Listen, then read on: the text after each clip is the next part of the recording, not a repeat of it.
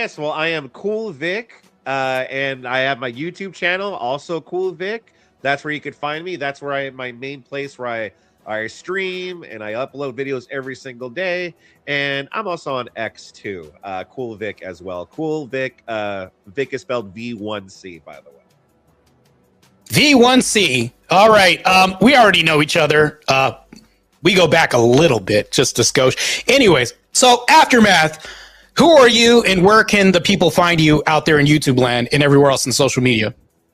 Yeah, my name is Petros. I run a YouTube channel called The Aftermath where I basically do very similar content. It's mainly a debate channel, but I'd like to host debates eventually, and I do reaction videos and very similar content. And just fighting feminism for all of the pro-patriarchists and Christian advocates. And yeah, I'm on Rumble as well. You can find me on Rumble, BitChute, Odyssey, but mainly I upload on YouTube and also on Rumble. So, and Vic, I saw you're live on Rumble right now, so that's really cool. Yeah, well, I was, but since the joining the Marte, I would have had to set up a whole new stream on Rumble. So I'm not currently live on Rumble, but I usually am when I am streaming on here. Okay. I got the notification on my phone. I was like, oh, okay, he's streaming on Rumble too. Okay. Yeah, that's what I was thinking about doing. I think I need to join Rumble as well too. I haven't yet done that, but that's like the next step. I know, loser move from my part, but in no time I'm going to be joining the Rumble space in no time. Just like the cool verse, you never want to get sent into the anal verse. Legend has it, Aftermath. You don't want to get sent into that. That's a bad place. That's the no place. Yeah. That's we the anal verse. I like that. Not sure if you're familiar with that. Yeah, that's. I'm very familiar. If we're talking about a certain moderator, a certain female moderator. Oh wow. You're really going to conflate that issue. Okay, well, this is the first episode of the Woke Autopsy, and I know that we had some contention a little bit, that I heard a little bit from Aftermath saying that I think that you were averse to bodybuilding a little bit, maybe in some segments or something like that, but we're also going to talk about the future of debate, where debate is going, if debate is doing anything for society socially, and also we're going to go into Cool Vic's lore a little bit, because I do want to hear about how he got started, what his motivation was, because I looked up one day and I saw Cool Vic and I was like, who is it? Oh, he's based too. And then next thing you know, he started covering debates, and I'm an avid follower of debates. And then I started tuning into him and I'm like, damn, okay. So that's another vector of which I can continue to subscribe to him and then see my favorite debates without having to go to a certain channel that you're alluding to. But anyways, that's neither here nor there. Pleased to meet you, Aftermath. This is Cool Vic. This guy, Aftermath, you said you were aspiring to get into debates, Aftermath. Talk a little bit about that. Yeah, absolutely. I've done one online debate. I got into online debating because of guys like you, Marte, and guys like Andrew Wilson. He was kind of the main, because I found out about Andrew through Red Pill content creators. Right, the first time I saw him was on Whatever, and then I happened to see that he was streaming live one time on YouTube, and I started looking at his content. I was like, man, this guy's the man. And I loved, what he was saying as far as all of his prescriptions and all of, the orthodox version, which is, the true version of Christianity. And so many things made sense to me. So many things clicked, and, found out about Jay Dyer basically as well, and just basically started consuming all his content. And I can't even tell you how many debates I've watched between Andrew, Jay, you, a whole other, just a bunch of other, debaters. And so it was just something that, and I've always been kind of not confrontational, but I like to think that I'm a free thinker. I like to think that, I want, I can think outside the box and not kind of, just kind of go along with the status quo. And for years and years, I've just kind of seen the toxicity that feminism has has produced in our culture and society, and with young women. I just put out a video today just talking about that, and if we have time, obviously we can kind of get into that. But I think what we're doing, obviously, it's like we're trying to grow our brand, we're trying to grow our channel, but at the same time, there's a difference between what content creators like us and debaters like us. There's a goal, right? We're truth seekers. We're trying to get to the truth as opposed to just aimlessly for our own selfish wants and needs, just trying to grow our brand, which is fine. Like that's, if you want to grow your brand and become a bigger influencer, that's fine. But are you doing it for the right reasons? Are you just doing it for the clout? Or are you doing it to actually, find truth? Because any of us here can start a YouTube channel and just start putting out all the status quo, like leftist content, right? Or even moderate, right? Even moderate, conservative, kind of Charlie Kirk. And I hate, bringing him up just because, because he's dead now. But we could all get on and probably do very well. But, that's not what it's about. That's not what's going on in real life. That's not what we're experiencing. We're not seeing this. Oh yeah, there's the conservatives and there's the liberals and they're just trying to figure it out. It's like, no, there's something seriously going on with feminism. It has infected both the left and the right. And it's time for us guys to like really wake up and be like, hey, cool it down, lady. Like, cool it down. I think, we're just regular guys. I think that's one thing that we can start doing in the real world, where it's like, we don't need to just constantly be just like just simping for women and constantly trying to be nice with women when we're not getting that same energy back. And it's okay for us to be pro patriarchy. It's okay to be like, yeah, I think women should prioritize children and marriage from a young age as opposed to pursuing a career and not have it be like this huge backlash. So okay, give me 1 second. Our surprise guest has already shown up a little bit earlier than expected, but let's introduce him and bring him out.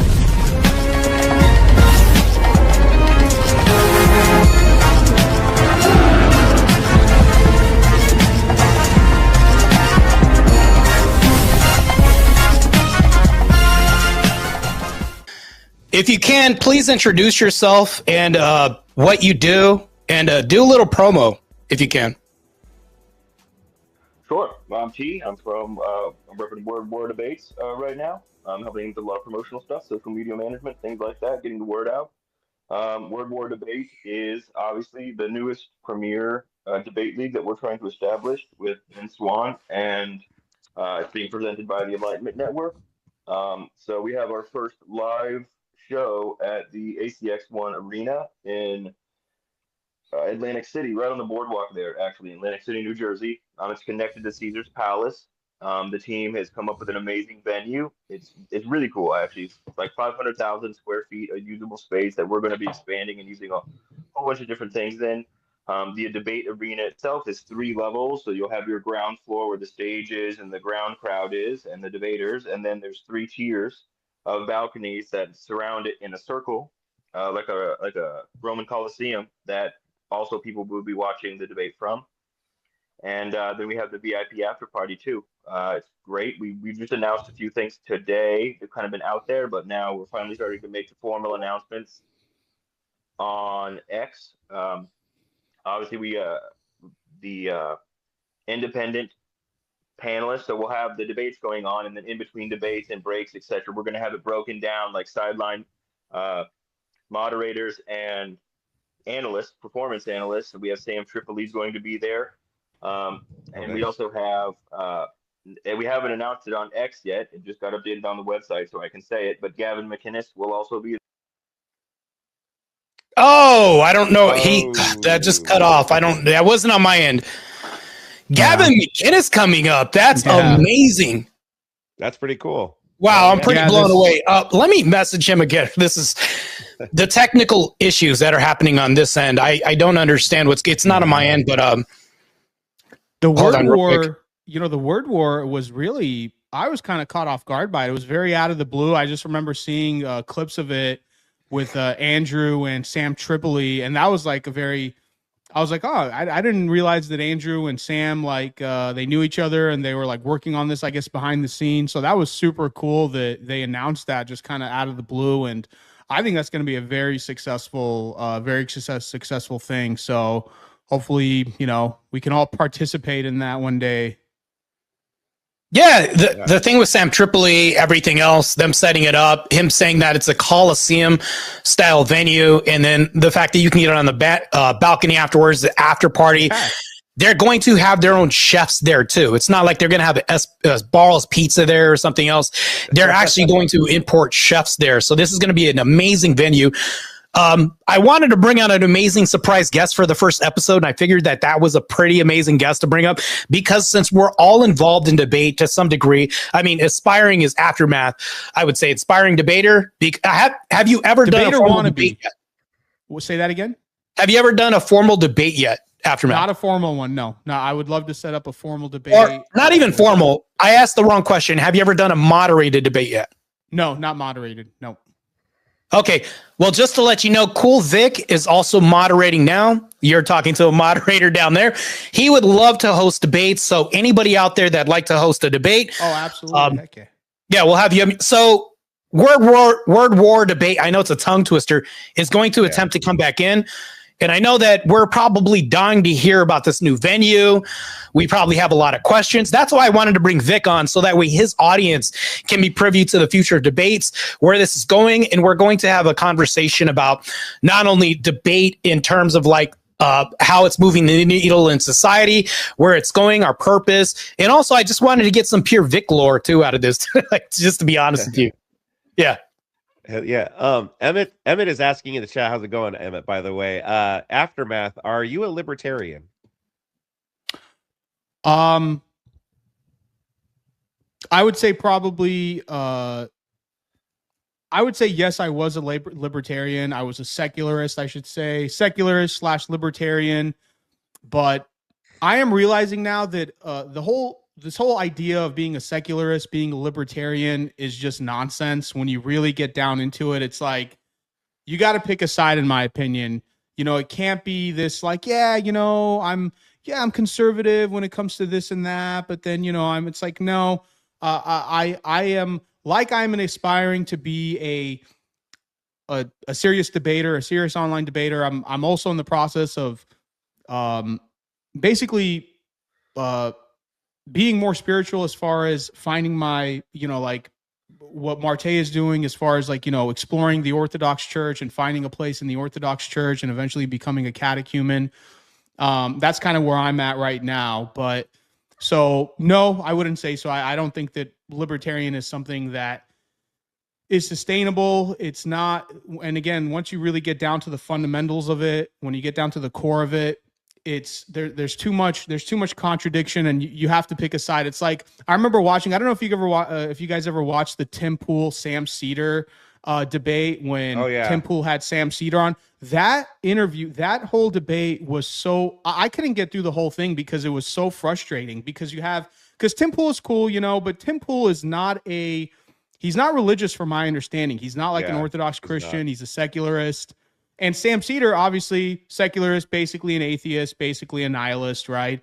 And it was like, now when I watch two secularists debating about anything, it's like watching two people try to play chess without a chessboard, right? Because it was so frustrating with that whole thing, because they got into abortion. Once they got into the abortion thing, I tapped out, because it got to the point where Temple was like, so do you think that, we should abort babies? And he goes, yeah, no, we should. It should be allowed, you should be allowed to abort up until 9 months. And then Tim goes, no, that's not right. And then Sam Cedar goes, well, what do you think? What do you think it should be? And he goes, oh, well, I'm not sure. It's like, yeah, of course, because you don't have any fundamental. It's just, again, with secularism and atheism, it always comes down to your preference. And it's things like that really drive people, like free thinkers, I think, like us, where you really start to deep dive and like really give it some critical thought, and you realize, okay, no, you can't play the fence, right? You got to pick a side. Yeah. It's either murder or it's not. God is either real or he's not. There's only one God, and you have to go from there. So Just to let you know, like we're on YouTube, we have a different form of TOS compared to like Twitter. So I know you're used to being in spaces, but YouTube, yeah, the guy with the mustache, the Austrian painter, all that stuff, or not Austrian, but you know what I mean, right? Yeah. All those words. YouTube is really crazy with the language here and tone policing as far as words are concerned. But so I just got word from Word War Debate, pun not even intended, but he said we're going to have to reschedule because of the tech issues and everything else.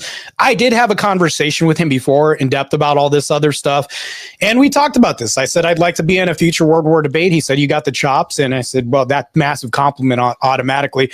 I'd love to be a competitor there because when I think about competition, I think about sports, and to me, I think that that's like a form of UFC. That, I mean, just like UFC, there's a venue. People can come there IRL and see their favorite fighters, so to speak. And I think when you're doing that, you can have teams. He talked about the team aspect of teams showing up, and then like money not being the thing that decides everything. Meaning, like, you know, if we have a team that has all the money showing up, hopefully I'm not going to do an injustice to what he said, but a money team shows up. They got all this backing. They got team jackets. And then I got a low budget team, but we're just good debaters. And we beat their asses. Well, we beat their asses no matter what. And money's not in anybody's pockets. It's more like, you know, if we look at this, it's like more unbiased. If we look at this, the judging criteria, there's different gold standard when it comes to debating. And not to mention this, but it's a great venue where everybody else can shake hands after you tear each other apart, have a beer with each other and talk. And it's a good old time to be had by all, you know, bring friends, family and all that. And I think it's a great venue and a great idea brought up by this guy, Word War Debate, and Sam Tripoli. And Andrew Wilson being involved is awesome too. Yeah, no, I agree. Like I've been saying that it's a great idea because it gives smaller like debaters something to kind of strive for. You know, like, oh, I hope one day I could be on Word War Debate with such a big audience debating some of the best debaters in the world. And I also do like the concept of being able to talk with them after, like, you know, they're going to be hanging out in that area. So that's also pretty neat too. I think that's pretty cool. Yeah, I think it's really cool. I mean, so I don't think that I'm in the first. Obviously, I'm not going to be on the first rung as far as like when they first roll it out. But I want to be like on the second time they have it or something else, because I've been wanting to get on modern day debates. It just so happens that when I have somebody, they either don't have any followers and they want to debate something, and that's something that he's talked about. He said, well, you know, you have pseudo fame, but the other person, they're like a nobody. And we want to bring an audience where people want to see both people. And to me, I can understand that. Word War Debate, I don't know. That's one of the questions I wanted to ask him. Like, do they have to be big names to get on stage? Do they have to, and are there different tier levels? Like, we were going to get into all that because I have a ton of, I'm sure you do as well too, Vic, a ton of questions. And I think that this is very edifying for our audiences to find out where the future debate's going. And that's a conversation. So I think that he would have been a great integral part of this conversation, especially if they're rolling out such a great venue. And this is a whole different dynamic when it comes to debates, especially when you're holding a different standard. That's good. The gold standard, as they say. Like, I think that this would be a good venue for everybody. Yeah. Marte, do you know, sorry to cut you off, Vic. So do you know, is this going to be like an annual thing, or is it just like that venue is like they have that and it's going to be like all year round, or do you know any information about that? No, that's why, because here's the thing though, it's good to always get it from the horse's mouth instead of just through me secondhand, because hopefully I didn't butcher anything he said. I'm just trying to like recall the best that I can when I did have a verbal conversation with him. But that's why I want to bring him on. Even if we reschedule, I want to ask you guys, if you guys want to get on next time when he shows up, so that way we can get all of our questions answered. If Vic's chat has questions about Word War Debate, where this is going, this is not only good promotion, but it's also good knowledge, because obviously we only got the video in certain segments. So there's a lot of questions and a lot of context that we don't know about. Obviously, Aftermath, you're asking about the different levels, things like this. These are all questions that we have. And I have questions as well too. These are always good. And I think that if we can get these questions answered by the main person instead of people like me who are filters, it's a game of telephone. But that's why I wanted to get the main people involved. Okay, here we go. Back. Back. Hopefully it doesn't cut out. Let's see what Here we happens. go. I don't know. I'm hoping Massive everything works W out. because you're back in the chat. Here we go. Yeah. Well, that's good. Technology is always fun sometimes. But no, I've been listening offline on the YouTube channel. I was trying to get reconnected. So yeah, so on this first card, and probably the first card's coming out. We're setting up the debaters right now as we launch out, and but eventually, yes, the idea is, especially coming in on the undercards, that as the network grows and as the league grows, that the up and comers can come take a shot. And then if they're performing well, they do well, then they can move on up. There's a whole thing that we're going to be rolling out throughout this first season as we get the entire league established. But that's the idea. Yeah, we don't want it just to be. We obviously want the big names for traffic, and a lot of people want to hear the representatives of their worldview out there battling. But yeah, the idea is that we can include in many ways a lot of the other voices, and also even at this event, for instance, one of the things that we're going to have is a center, an area in the venue that also has area like 10, 12, 15 different streaming stations, so that even if you're not debating on the main stage, there's other ways to participate, especially for up and coming streamers, debaters, content creators, etc. So we are trying to incorporate that in as we grow and scale. All right. Yeah. Yeah. Cause it looks like, yeah. Cause right now the first event, obviously it's going to be the first event. So it looks like there's going to be a lot of big names, but, I'm thinking like in the future, like, is it going to look like how kind of like how either like a boxing event or MMA or even a wrestling event where it's like you could have like the openers, like the smaller time debaters kind of open the show. And then as it makes its way up the card, that the names kind of get bigger and bigger. Yes, absolutely. So as we have it right now, we have a three-tier like a tier setup. So we have the undercards, then we have the prime showcase or prime undercard, then we have the main event. So typically, obviously, the main event will be reserved for the powerhouses, a lot of names that people will recognize. Then the undercard, and then the first tier will be, as we go forward, we're going to try and incorporate as many more independent voices and up and comers as we can. A lot of those things are being determined as we're watching. We're scouts right now. We have scouts out watching streams, watching debates, interacting on social media and in forums, etc. Really doing a comprehensive analysis of what the debate market looks like and who the crowd is and who the audience and who the players are, so that we can actually start putting the official rosters together and reaching out to folks.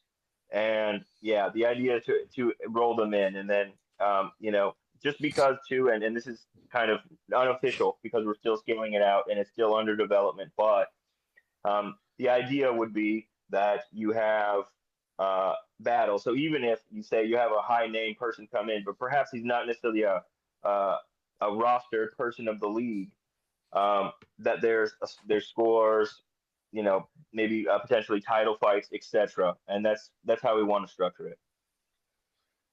That's awesome. I guess I have a question right now.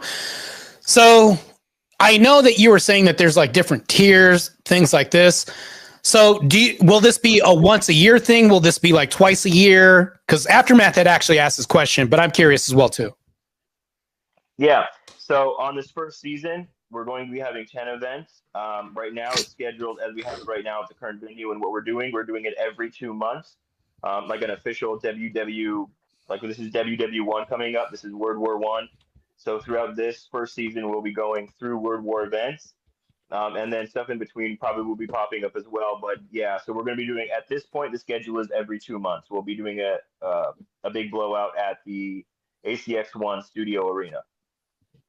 So I guess my second question that I have for you today is, so I understand that if you are a person and remotely have a conservative view, that can tend to drive away liberal debaters and things like that. So I think that when you do have people on, maybe even helping out promote, like Andrew Wilson, people like that, I think that sometimes liberals may be skittish when it comes to jumping in that arena because they can say like, well, it's probably rigged because Andrew is behind the scenes there too, or judging or doing something like that. What would you say to, what would you do to go about helping to try to scout for liberal people who are the antithesis of our arguments that we have as conservatives, things like that, to implore them to join in and actually, hold on real quick. My laptop just had something spilled on it, some drinks. Let me go ahead and get that real quick. That's fine. Yeah, no, I can speak to that. So, as the cars start to being announced in the next week, 2 weeks or so, you'll see that we're trying our best to represent the entire spectrum. We are an independent league, so much like the NFL or the NBA or the MLB, we are Switzerland. We want to provide the arena for everyone to come in and bang and defend the worldview and take people on, and so that's really what we want to do. Um, the cards that you start seeing announced, and we already have people from across the spectrum. And as the events launch and we gain popularity and people start becoming more aware of what's happening in the debate, we already have like tons of people reaching out. I don't think it's going to be much of an issue, although sometimes for certain political ideology or for subjects, it is hard to find people willing to debate on a stage like that. But at this point, I don't foresee it being a problem. We're already getting inundated with people who want to be involved from all sides of the political spectrum on all sorts of topics, not just politics, technology, medical issues, big pharma, et cetera, and so forth. There's already a ton of interest coming our way. So now it's just about structuring it the way that's going to be the most advantageous and trying to get everyone's voice heard. But we are the neutral platform, much like the MLB or the NBA or the NFL. We want to provide the venue and let the teams bang it out. That's awesome. Any international debaters or anything? Yeah, so we have already been reached out by a whole bunch. So there's folks from the UK, there's folks from some folks have reached out from South America, Middle East, etc. Yeah, I think there's going to be international representation here. And a lot of that too, obviously, we're looking for people that we know are going to sell tickets and are going to put on a good show. But as the league develops, realistically, a lot of this is going to be audience based, which is not something that you typically see. When you watch the NFL or you watch the NBA, you have the performers and you have the audience, and they're separate entities. In this, there's going to be a convergence of those. So obviously, we'll have our panelists and our moderators, but they're not the ones carrying the entire vote outcome. It also relies on audience participation. So there will be ways in which the audience can vote and make their voice heard as spectators of the event that actually engage and potentially change the outcome of things. Oh, nice. That's awesome. How long has this been in the works? Because I was saying earlier how it just kind of, I just remember seeing the promos for it by Sam Tripoli and Andrew Wilson, and I was like, man, this is like really out of the blue. They had never really, unless I missed something, but how long has this been in the works and been going on? I think preliminarily the idea has been in development, and we've had the venue for about 4 months as we really structured this out how we want it to be and build it to scale. But I think about 4 months. But now the reason why you're seeing it more now is that we're just now getting ready. We're launching all of our promo stuff. So this is when we enter. We've got the preliminaries of everything that we need. We've got the venue. We've got the setup, the stages, etc. The logistics part is mostly done at least for this first event. And so now we're really hitting the promos. We're getting all the contracts are coming in. They're signed. We can officially announce people. So that's why we're getting the big promo push forward. That's awesome. I think I like the advertisements that you guys had, like the little, I put one of the promos on my YouTube channel because obviously I'm going to support everything that's promoting debate and good debate. I mean, I'm not talking about like picking sides or anything, but I think generally the reason why I wanted to bring you on board is because tonight's topic of discussion was going to be about the future of debate, where debate's going, and if debate moves the needle on modern culture, and not to mention that, but our purpose in debate and what we're doing, everything, all things debate tonight. And who else could I bring up better than you? World War debate to talk about this, because this is the future of debate in some parts. If we think about this, the direction that we're moving into looks like arenas like this, and this is really great. And I think that this is good for people that want to propagandize their message to the masses, whether or not it's anti-baby deletion or pro-baby deletion, whatever this is. And I think that right now we're hosting UFC matches that are in the form of verbal combat that are also like chess as well too. I think this is a brilliant move on you guys' part for sure. Well, yeah, I think it goes without saying pretty much that, and I definitely think that with the decentralization of the information, the dissemination, now anyone can have a voice if they're brave enough to put their face on or their voice on the internet and speak their 2 cents. And those ideas from those people, if they resonate, grow. And I think so. What you're seeing is a natural progression and evolution of those communication methods. And so it's not a question to me that debates and public debates specifically will move the needle. They already are. They already have been. And they will continue to do so as those old um, media models disappear and are replaced. And so one thing that we wanted to do, obviously the United States specifically, but America has led the way in organized sports with the leagues that I've already mentioned. And so if that's going to be the case and it's going to be such a big part of American discourse, we need our own league. We need to represent, we need to be the shining beacon on the hill for the rest of the nations of the world and for the constituents of the United States, just so that they have a place to go. They can watch these things take place. We create a community too, not just on the events themselves, but a community that really fosters independent voices. So for so many decades, the narrative has been dominated by, just a few media outlets that get to control what the topics of discussion are, and that's fine. Sometimes they do have good discourse, and it really does help inform people. But at the same time, a lot of those key topics that people really want to talk about or want the details on, they don't get that.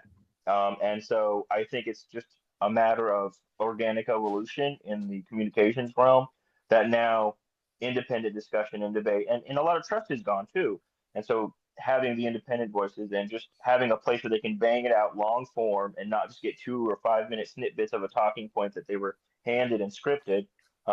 People are really craving that. That's why you see the rise of podcasts. That's why you see the rise of debates, independent debates coming in. And so what we want to do is just amplify that as much as possible. Yeah, I think the purpose of non-tone police conversation is great. Insert like the polarization of like the UK if we're talking about that dynamic. I don't think that World War Debate could have a team over there by any stretch of the imagination right now if people are being arrested for making memes on the internet and having an opinion. But I think that we could set a trend for the future, maybe not even our generation, so that way people can look at speech, voice, and having an opinion and actually diving through and disseminating these opinions that people have and actually diving deep into it and kind of like understanding like logic is a part of discourse as well too.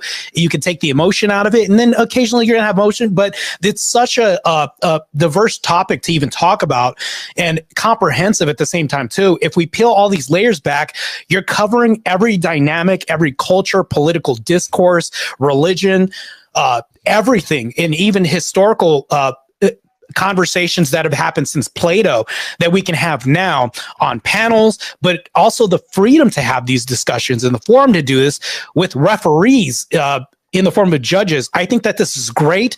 I think that we do need to have a new sport, because this could be like a new sport. I could imagine things like a new debate energy drink coming out and then sponsoring another team, things like this, because obviously if I'm a little sleepy before a debate, I'm going to drink Debate Up or something like that. And some guy's going to, so the future is wide open when it comes to promotion, people getting in the arena to try to do this, big names and people wanting to take a shot at big names. This gives me so much hope as a debater that does want to grow my channel. And I'm pretty sure Aftermath and Cool Vic and everybody else who's watching right now, this is fantastic content that we're going to have right now to inform the masses of what's to come. But that's the question that I have is like, do you think that we could have World War Debate spread in different nations where we have like a Brazil team, maybe a Russia team, even things like that? Yeah, it's funny. I don't know if you've been talking to our merchandise teams or but yes, 100%, absolutely. I'll look into the energy drink thing. That's pretty funny. But no, absolutely. We already are getting reached out by other countries who want to do this, and whether that means that they have to travel in order to do on U.S. soil, then that's fine for now. But yeah, I do foresee regional. We're talking to colleges. There's the collegiate level, the college level debaters that want to come in. There's independents. There's people who are, all over the world that are interested in this. And I do think it's going to set a trend, and they'll come, what those folks that we can work with in their country, long term, maybe not this potentially this season or maybe by the end, but Long term, yes, for sure. I definitely think you will see representation from other countries coming in. Yeah, I think it's going to blow up. To be honest, I think that I think that once it gets going, once they have a couple of big name, because and Marte, I know you said we're going to get into this, later on once we actually start, but I think the future of I think debate is the future of YouTube and like this culture war because it already, in my opinion, I think it already kind of has taken over this whole idea of just having, and people love it, people love it. I know I do. When I see two people who I've been wanting to see debate, I see it pop up on YouTube, somebody's moderating, like I click on it right away because people want to see this. I think people are done with just having some leftist or somebody like a conservative on their YouTube channel. They'll make a YouTube channel, they'll make a YouTube video and talk and just go off on a topic uncontested, nobody's challenging them. And more and more channels I've noticed over these past several months, all of the major, even like Piers Morgan, right? Like somebody like Piers Morgan just had Fuentes on. These debates I think are the future. They are the future of online, the online, whatever you want to call it, the online drama world, the online, political and culture sphere. I think that it's only going to get bigger, and I think word war is going to, modern day debate obviously is huge, and I think that I think word war is just gonna blow up in a matter of no time. Yeah, I absolutely. There is a giant market for it. It's really obvious, especially if you look at data, that this is the direction of discourse. It's just not a Yeah. question. So outside of institutional censorship, etc., which is also why it's important, um, we want to provide that. We want to encourage it. The idea of free speech, free discourse, battling it out, not canned, scripted talking points, stuff like that. Getting to the nitty gritty of issues, being able to confront or counter, give counterpoints to people's points is so important, and that's why we're really stoked about it. And with the people, the lineup that you see coming in, that you'll see for these first few events, I think you'll see that we have navigated the political spectrum pretty well. And some topics maybe aren't super political on their face. For instance, artificial intelligence, et cetera, and so forth. There's a whole bunch of topics that people want to talk to, insiders on, and people who understand really what's going on and get the scoop, and also go back and forth. And so I think we'll be able to cover a variety of topics with names that everyone is familiar with, and you'll be able to also see them in a format in which many of them have never been seen before. You get a lot of these folks, and even if they do long form podcasts, a lot of them you haven't really been able to see them under the lights giving a confrontational debate with someone who adamantly disagrees with them.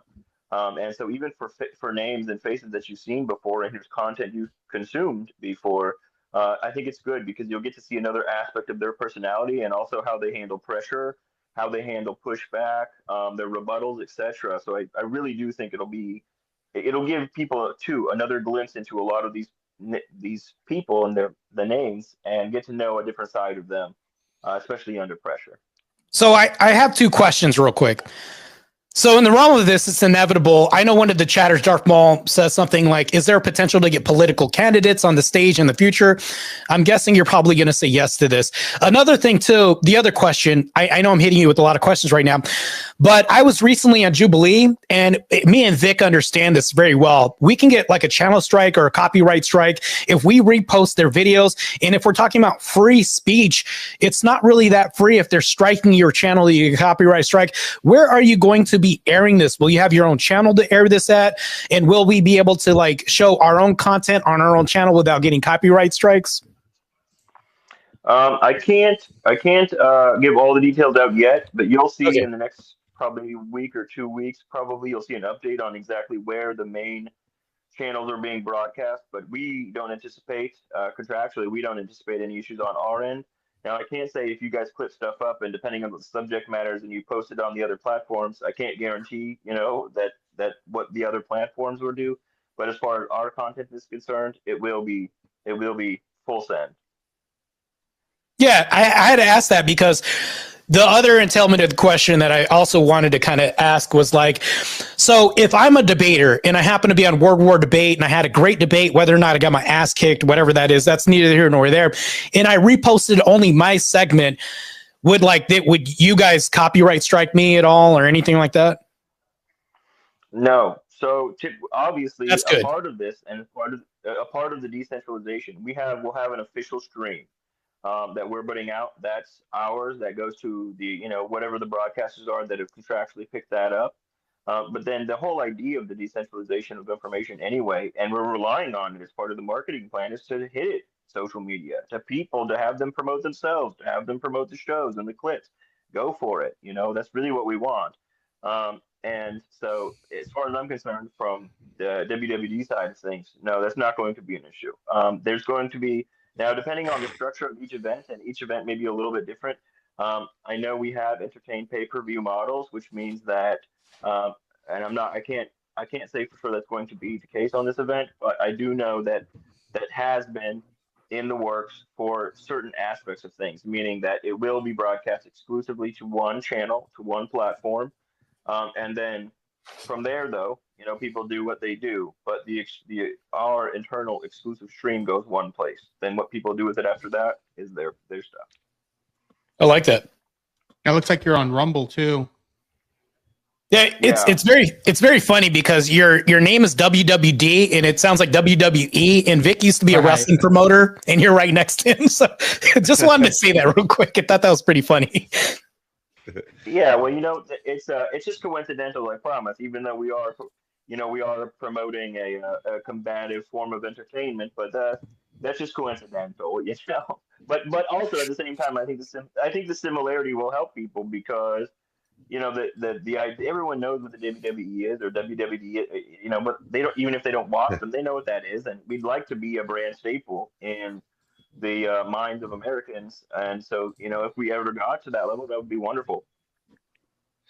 On that same topic, how will the presentation be like in terms of the show aspect? Like, will there be like, not like full on wrestling entrances, but even like UFC, they have their own entrances and introductions. Is it going to be something like that? I can't give away all the secret sauce, but yeah, it'll be good. We have a very high end production crew, like the production crew that we're working with the Enlightenment Network, etc. They make films, they make movies, they make shows. So this is fully produced. We're not talking one camera, we're talking 16. And we will have all sorts of fun things for our debaters to enter to, exit to. Some certain things that you wouldn't see in a standard debate, more like a fight, corners, etc., coaches, teams, different things going on that we can incorporate that really bring a different facet to the debate sphere. This is exciting. I like the fact that, you're not going to tell us right away, but the fact that we're having this conversation that there could be like ring entrances with, fog coming out and like all this and like lights and all that. Pyro. Like to me, yes. And that's what I was thinking about in terms of, I also wanted to bring Vic into the conversation and kind of tie this in with wrestling. But that's the thing, though, is I think that this is a very integral part of this because I think that we live in a society with a very short attention span. It's like how many people read these days? Our comprehension's at an 8th grade level. We like to see short clips and people clip people out of context. But I think a production level of long form content would probably like at least an hour debate, things like this with an introduction, good showmanship, I think can bring people in to an arena where they're introduced to logical conversation, or maybe people being debunked in real time and getting exposed in real time. If you're not really a good debater, guess what's going to happen? ChatGPT and Grok is not in your corner. It's your kryptonite now, and you're going to be exposed in real time. And I think that if you do get on the stage, I think this is good. Not only is this good for exposure, but also people are going to really have to get their have real chops for this whole act. Or even if it's not act, you're going to have to be the real deal on stage to some degree, right? That's the idea. A lot of people can defend their worldviews in 2 and 5 second or 2 and 5 minute, TV hits, but the long form hour and a half with an intellectual on the other side picking you apart is a whole different game. And to answer your question, there's fire in our logo, and there will be definitely some fire around the ring. So that's awesome. Yeah, we're gonna do it up. we do want, the central core is intellectual debate, but at the same time, we do want to put on just a really engrossing show for people, and that requires some entertainment. And why not? Let's make it fun. It's America. Let's do it up. Let's show people exactly what's possible and how it can be done. I have another question. Like, what's the possibilities? Like, will we see things like maybe special guest moderators, like, like Piers Morgan, for instance, because he moderates on his show, or even like, let's say, a Joe Rogan or something like that, like things of that nature. Will we see things like that? I can't confirm or deny those two names specifically, but yes, that would be the idea. In fact, we'll probably have a rotating crew of people coming in and out. We'll have some staple, some people who are the residents who are staples, and then yeah, I do foresee some cycling through, and at least one of those names is already in talks and stuff. I'll just give you that. How about that? Nice. Well, it's awesome. Yeah, I like the venue. I like how everything sounds. I'm glad we were able to have you on and roll this out. But that's the thing, though. I had so many questions. So I heard that there was a poll you're doing as far as like questions and prompts and things like that. Are you guys still like getting a tally and kind of like a surplus of prompts to say, okay, these are the prompts as far as theology. We're going to do probably like cultural debates as far as like race, things like that. And are you guys like doing polls as far as like collecting data as far as like prompts and everything else right now for that still? Yeah, so absolutely. So if you go to X at Word War Debate on X, we've been running polls and we'll continue to be running polls. It'll be kind of a staple of both our marketing and also our outreach and our program development. Because we can get up there. It's not difficult to pay someone to come on the show, and they have a specific talking point that the audience has no part in, and then we put it out, and it's this that's what a lot of content creators do, or that's what a lot of media that people consume is based around. However, because of the audience participation in this league specifically, we need to do that. We need to be able to see and put out polls to determine, is this something that our fans are really interested in, and not just something that is a talking point, a current media dominated talking point for whatever reason. Is this actually something that people are interested in? So yeah, we've been running polls on our social media. We will continue to do so on certain topics regarding certain subjects or debaters, personalities, etc. Because it really kind of helps us keep our pulse on what the fans want. Okay. He's entered the studio again. Okay, you're back. Can you hear me? Yeah, we can hear you now. You're good. Okay, perfect.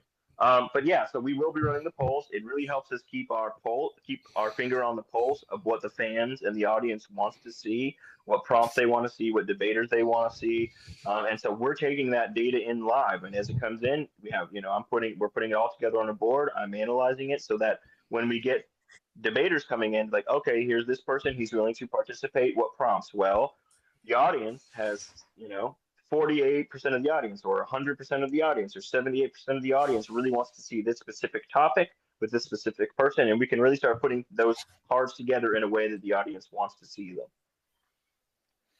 Yeah, I think this is good. I can just imagine promotional advertisements that are kind of dramatized a little bit for dramatic flair, like a theatrical release of like World War III that's coming out, and then the people that are showing up, and maybe even like mystery guest round that shows up for the final round for one of the big heavy hitters. Like, and I know that sometimes when people go on Piers Morgan, they don't know who's going to show up for the panel. So I have this question as well too. Will you guys have like different ideas presented to where it's like there's a big heavy hitter showing up and they don't care who shows up, they'll debate anybody, and it ends up being another mysterious heavy hitter and shows up, and things like this? I'm just curious for how dynamic this is. Will that be in the fray as well? I think you'll find that we have created a bunch of creative and innovative ways in which to incorporate certain principles similar to what you're talking about. There's a whole host of things, specifically from the entertainment side, that people have tried and rolled out and created, beta models for, that we can really look into. That, yeah, there's a whole bunch of creative and fun ways that we can incorporate some of that stuff to keep people on their toes and really give people a good show. Absolutely. Now, I heard on that note too, I was going to say on that note, when we were talking about the polls earlier on X, for instance, we can't be everywhere at once. I can't be everywhere at once. So one Right. thing that I'm telling everyone to do that we've been posting on X, if you're on X and you see a debate or there's a debate live going on somewhere or there's a conversation, if you tag us at word war debate in the comments, then we can see that and we can jump in and we can run live polls on those debates as they're happening or Oh wow. specifically hit certain topics. So you guys get to call it out. We can't hit everyone, I'm sure, depending, especially as we continue to grow, we'll expand our team out. But that's the idea. So if you tag us in something, we'll come take a look. And if we think it's worthy of the poll, we'll throw it up. We can get post poll, we can get post debate polls, we can get in debate polls that are happening right then, live flash polls that only last an hour, or whatever it is that we want to do to really incorporate them because we need to know and we want to know. That's awesome. So Yeah. I do have another question. You brought up like the food in the events, as far as like you're not going to have like Barrel's Pizza or Domino's installed in the venue. You mentioned like how you're going to handle all this and present that. I want to hear a little bit more about that. Yeah, absolutely. So at the ACX1 Studios, it is the arena itself has multiple restaurants, not like like pop-ups or something. And we will bring external stuff in as well, but we actually have restaurants with chefs, with bars. It's like not pop-ups like that are there. And so they will be there. They'll be serving people. After one thing that's cool about this event too, and it's a kind of a crucial part that we wanted to make sure that we incorporated in the events is an in real life perspective, an in real life portion. Because debates are great, online is great, but at the same time, sometimes what's really needed in a lot of these conversations is actually getting to meet those people, meet your rivals, meet your contemporaries, meet the people, start the collaboration, start the in-person relationships and the networking, because it's key and pivotal. A lot of times, as I'm sure you're aware, especially in debate space, because it tends to be tribal and there's worldviews involved, etc. The cliques form and then they have these rivalries back and forth, which is fine. But at the same time, here's a centralized venue in a professional and fun and peaceful way in which you can actually get to talk to these people like in person and get to know them and get to break bread with them, as opposed to just only hearing their hot takes on Twitter, if that makes sense. So you mean to tell me that there is a possibility that I can be in the bar after demolishing a guy, sounds like worst offender, and then he bring out like a rat book, and then he could be drinking like a real fruity drink, and I could just, shoot the breeze with him as I drink a very manly beverage? That could probably happen. That can't probably happen. That will happen. That's that's awesome. Okay, all right. Just had to ask because I was just curious, because that's wild that this is actually happening. I like it. It's awesome though. Yeah, we wanted it. We wanted there to be a human element to this. Online is great, but at the same time, a lot of times the real conversations and the real relationships are built in person. And so we wanted to make sure that was a part of the venue. We want people to collab. We want friendships and we want rivalries and we want whatever. And sometimes that in-person element is the one that's missing, and so we wanted to make sure it's not just there; it's actually incorporated into the event. It's what we're promoting. That we want that to be crucial. And so we have the VIP event, which I don't know if you've seen, but the tickets, we wanted to keep the tickets affordable, so the tickets range from $50 to $200, and the $200 ticket gets you access to the VIP after party, where everyone, debaters, people, creators, celebrities, folks. We're in Atlantic City. So we're right across from New York. We're in Jersey. There's a whole bunch of really big names that even if they're not debating, will definitely be at the after party.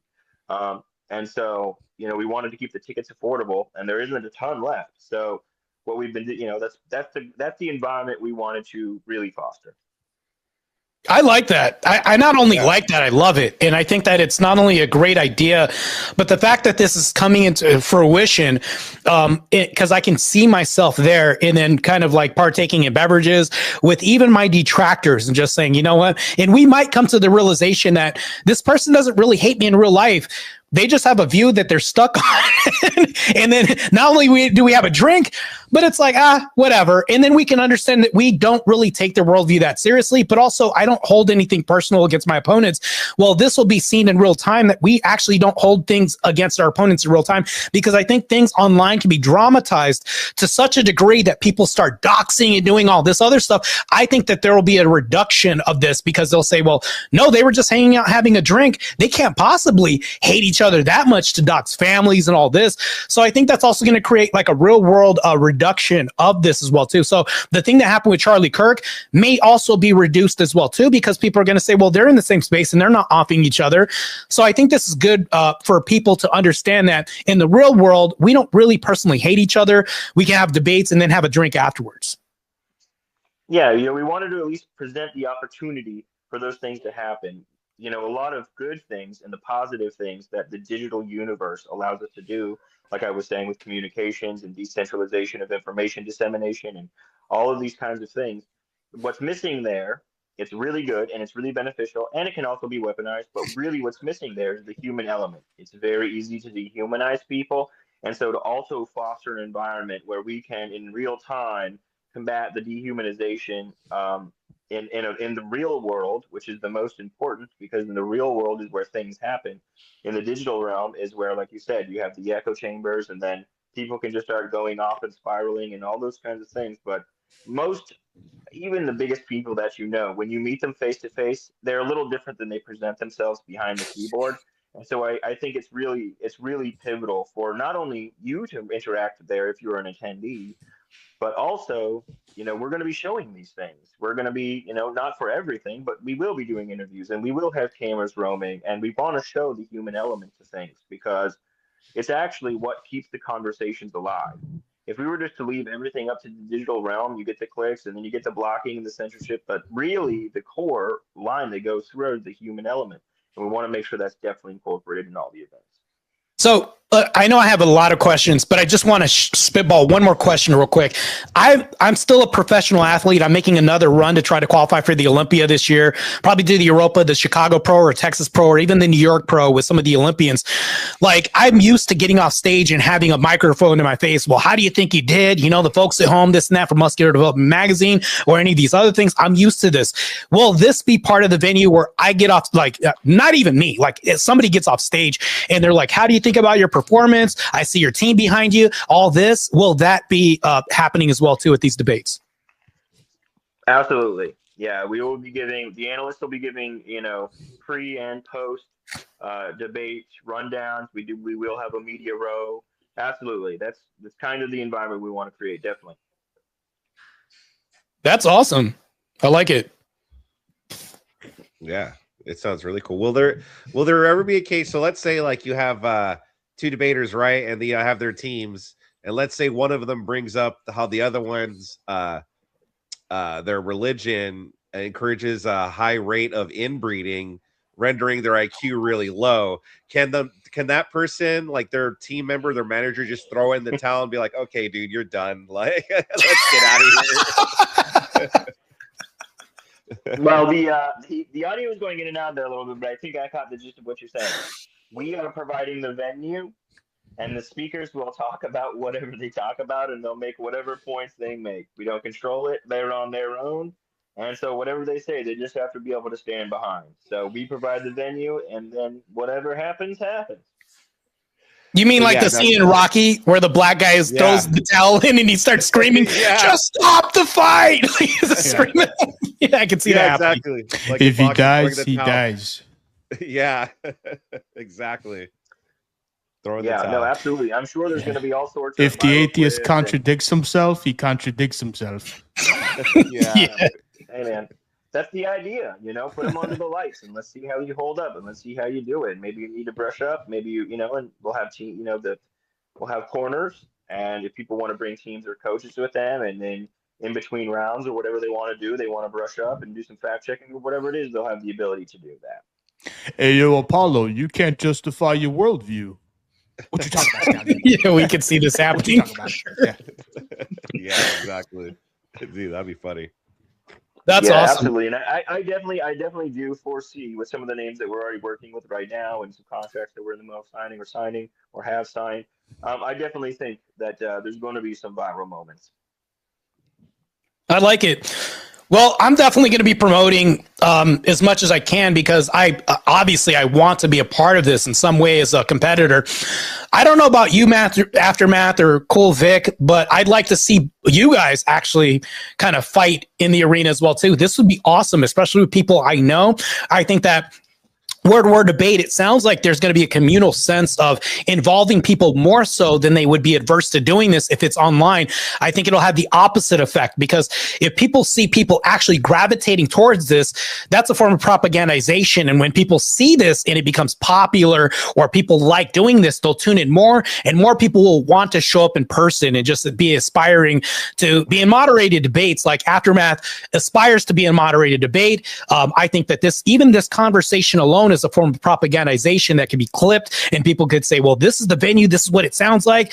To have you, by the way, I wanted to thank you for your presence on the podcast today, providing more insight into this other than, hearsay, because that's all that's going to come from me. Because it's like the game of telephone. By the time I tell them, I'm like, it's not quite exactly what you said. That's why I was referring to getting it from the horse's mouth, and that would be you. Sure. Yeah, no, absolutely. I am definitely a party to a lot of the rumor campaigns going on, which is great. Honestly, I love it because it shows that people are interested, even if they don't have all the details or we haven't announced our major fight announcement. There's so much buzz in the independent and underground, debate sphere and by the creators that I like it, and any chance to kind of shed some light into what's going on. And I do think too, obviously, it's a new entity, it's a new face, it's a new brand, it's a new concept. But I think by the end of the first show, and when everyone sees what it is, I think at that point it's just off to the races, and then about scaling at that point. Because I think as soon as we announce our events, they'll sell out like right away. We're almost sold out now, and we haven't even announced our cards yet. And so I think when people see really what we built and what we're delivering, I think that's going to be continue throughout the trend as we grow through. So we're probably going to have to scale and expand because the interest is insane. And as soon as some of these names start talking about what's actually happening and the big names and you see the promotions hit social media, et cetera, and so forth, I think you're just going to see an explosion in it, in interest and in participation. And then that really gives us the freedom that we need to add additional things, maybe add additional events, maybe add, like when you are talking about the Olympics. Well, in the Olympics, there's more than one sport. You have the 100-yard dash, but you also have pole vaulting, and you also have this and that. And there's a lot of ways in which we can incorporate free speech concepts or debate concepts or knowledge building concepts that may not be a specific debate themselves. And also for those creators or those folks who have something to say, but maybe an hour and a half long debate, one-on-one isn't their preferred format. We want to create other kind of side activities that people can participate in and really shine in their specific field. Well, one thing I wanted to say too is I'm wondering also this too. Before people have a UFC fight, before people compete on bodybuilding stages, I know at one point in my career when I was doing like strongman competitions or even Super League, things like this, there's a little bit of trash talk that happens beforehand. And I could just imagine it going like this.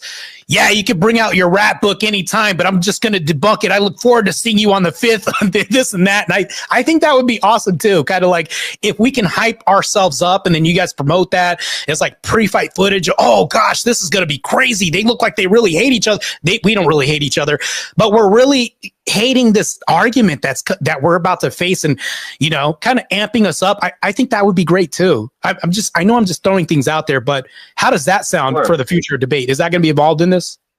I look forward to seeing all of the pre and post event trash talking and seeing what's going on. This is obviously an intellectual endeavor, but also entertainment. We want people to have fun and we want it to be entertaining. And a lot of times in a lot of these spheres, as I'm sure you all are all aware, there is drama. And that's just a part of it. And there's already a whole host of things that we're talking about internally that could be worked in. You have the UFC, and then there's the Ultimate Fighter or whatever, where they bring on the fighters and they're testing them out in the house, etc. And then the winner gets to take the fight. There's a whole host of things that can be incorporated. We want to see that. We want to see the behind the scenes. We want to see, what's going on and the rivalries build. Not only does it help us, but it really helps create this culture and the fan bases and all of those kinds of things. We like that. We want to see competing teams. We want to see competing debaters. And yeah, a little bit of drama never hurt anybody. It's all in good fun. So who founded Word War? Like who founded it? Whose idea was this initially? Sure. It was the concept was Ben Swan with the Enlightenment Network. Sam Tripoli and Andrew, as far as I'm concerned, is kind of the three minds behind it initially. And then it's just grown and scaled as the team started growing and the ideas started taking root. So yeah, so a lot of great minds came together on this. That's awesome. That's awesome, Vic. You got any questions? No, I think he answered everything that I was curious about. Yeah, I'm interested because athletics has been compared to a lot of things, or everything's been compared to like athletics. Like they'll call everything a sport. They'll say, well, the sport of chess. Well, that could be a debate topic that somebody's had in the past, saying, well, it's not really a sport because how are you athletic doing it? Well, it's like it's sport. There's sportsman conduct with that, so there's also this entailment as well too. But I think that when you look at this, it's like we can make this kind of like a sport, and you can even probably call it a sport by some degree because there's maybe openings, there's probably competitors, people have to train for this. And then not to mention that, but it's going to expose a lack of competence when it comes to this. So if people are inept to debate, I think that's going to be magnified on stage. And then people are going to be outed real quick. So if you're a sham, they're going to know, oh, this guy isn't a real athlete in terms of like logic or debate or philosophy. And they don't really have the chops to do this and they get, weeded out. And I think that in every sport, I've realized this too. You start getting weeded out, and then when you start rising up towards the top, there's like these little distinctions between somebody's argument maybe and then somebody else's argument. And then people start talking about this. My question is that I'm alluding to is, well, there'll be like sportscasters on the channel talking about this. Andrew seems to be doing really good in this debate. Let's see if we can come back up with this because somehow that was a low blow by this person. Let's see, things like this. Will that be happening as well too? How sportsman-like will this look? Yeah, absolutely. That's the absolutely. We'll have the moderator obviously, but then we'll have the panel of analysts. Like for this event, it's Gavin McInnes, it's Sam Tripoli, and it's Kyla Turner. And they'll be the ones for this specific event who will be doing that. Yeah, absolutely. The fact that you brought up McGinnis, can you tell the audience, because they, unbeknownst to them, they may not know some of them. Can you tell me that? Can you tell them what his affiliation was back in the day? By the way, I think he's very base. By the way. Oh yeah, Gavin's great. He's been wonderful. He's funny. He's cultural. He's been in the game for a long time. He used to be with Vice back in the day. He was a skateboarder, kind of counterculture figure. And then he's moved through into politics. Obviously, he's become more conservative, right wing, I guess you could say. And he sees the world through that lens. And so I think having his insight, he's kind of a cult following figure. So we're happy to have him in there. He's really excited about it. He specifically likes these kinds of things, and he likes not just the political aspect of it, but the cultural aspect of it too. And if anyone's going to turn debate into a sport, a televised sport, it should be America. If we can't turn it into a sport, no one can turn it into a sport. America's great at that. So, that's really what we're looking for. But yeah, Gavin's great. And we'll probably see him maybe do some posts tomorrow, start officially announcing his participation. And yeah, so he's funny and he's witty and he's got kind of an old school sense of humor. And so I think that'll be a good contrast to Sam Tripoli, obviously high energy, and Kyla Turner. Obviously, she has a different view on the world than both of them do, and so I think we'll kind of get a cross spectrum analysis there. But yeah, it'll be happening live during the events, intermissions, etc. There's definitely going to be pre and post game reports. I do got to say this because you talked about cult following. I'm really bummed, by the way, WWD. And the reason why I'm bummed is because I just recently found out that Andrew Wilson does not have a cult. Really saddened by this news and really depressed about this. I feel like I'm just going to leave right now, this panel, because I'm just so bummed out by that. But back to this, I think that this is going to be a great venue, like I was saying. And then not to mention that, but the fact that you have the woman on the panel, I forgot her name.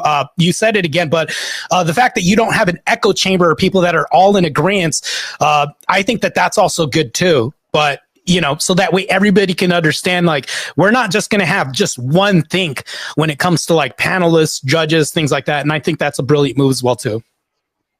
Yeah, absolutely. Kyla Turner, she is, on the left side of the political aisle spectrum, but we wanted that. We want a mix of voices. That's why you'll probably see some rotations as the events happen too. It may not be static all the time. We really want to see that. We also want to test people out. We're growing and scaling this, and we want to see who really works in this position, who does really well, who represents their worldview, who makes it entertaining, or who has the hottest takes, whatever it is, who gives the best insight. And so I think you'll see a few people cycle through there. But yeah, we really wanted to. This is not a this is a meritocracy in the true sense. We really want the best people to shine and go through this with us and grow with us. So we're really happy about that. So yeah, absolutely. That's awesome. I like that. So I especially like the fact that you guys have scouts.